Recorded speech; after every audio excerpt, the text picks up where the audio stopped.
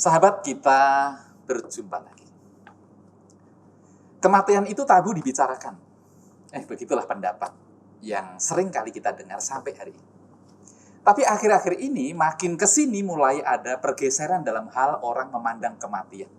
Mulai ada pendapat baik jika kita bisa menerima kematian itu, termasuk kematian diri kita sendiri, sebagai sebuah fakta yang tidak mungkin dihindari. Kematian ingin dianggap sebagai hal yang biasa untuk dibicarakan, didiskusikan, sebagai sebuah percakapan yang lazim. Di Thailand ada sebuah kafe yang bertemakan kematian, namanya Kitme Death Cafe. Dekorasi interiornya dibuat dengan nuansa pemakaman. Ornamen-ornamen yang dipakai juga berhubungan dengan kematian. Warna hitam mendominasi dekorasi. Rangkaian bunga yang biasa digunakan untuk memberi ucapan bela sungkawa juga memenuhi sudut ruangan. Agak berlebihan sepertinya.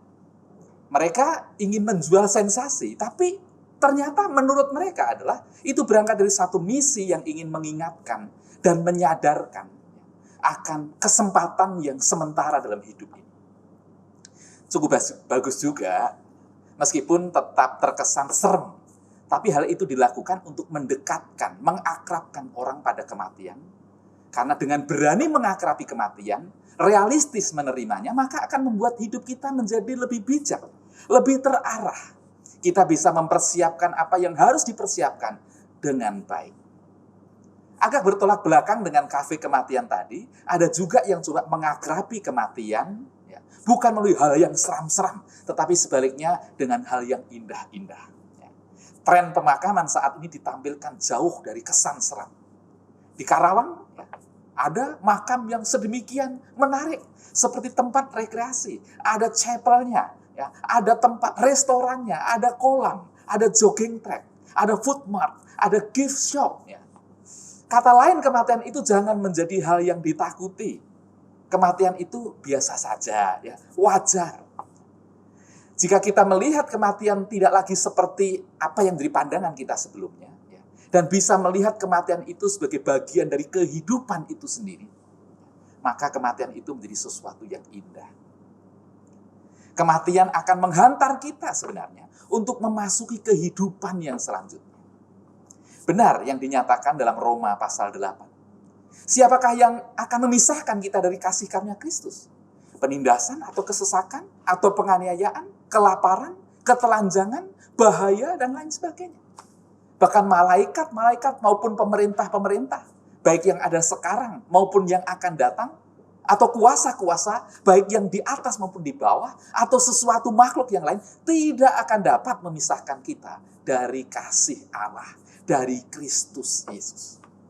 Jadi oleh karena hidup dan mati itu tidak terpisahkan, dan semuanya menjadi kesempatan untuk kita tetap bisa merasakan, mengalami kasih Allah, maka menghindari fakta kematian, menganggap kematian itu sebagai hal yang menakutkan, kita menjauhkan diri dari anugerah Tuhan. Padahal ada banyak berkat yang Tuhan nyatakan. Justru ketika menerima kematian itu sebagai sebuah fakta.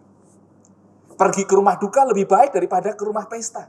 Karena di rumah dukalah kesudahan setiap manusia. Hendaknya semua orang yang hidup memperhatikannya. Itu dalam Amsal. Jadi mengingat kematian, termasuk kematian diri sendiri, itu akan membuat kita bisa menata hidup dengan bijak. Dengan mengingat kematian, maka kita mampu untuk mengelola apa yang dipercayakan Tuhan. Harta milik kita, kepandaian kita, kesehatan kita. Agar hal itu jangan sampai justru membawa kita pada kehancuran. Maka akan ada banyak hal yang perlu untuk dibenahi jika dalam hidup hingga sampai saat ini kita mungkin melihat ada kekeliruan, ada kesalahan. Lalu kita akan mempersiapkan bagaimana kematian itu disambut. Nah, sahabat yang dikasihi Tuhan, maka dalam bicara tentang kematian, ada hal yang perlu untuk kita ubah. Di dalam kita memandang, di dalam kita melihat bagaimana kehidupan kita hari ini. Sahabat yang terkasih, sampai di sini kita bertemu dan kita akan berjumpa di lain waktu. Tuhan memberkati.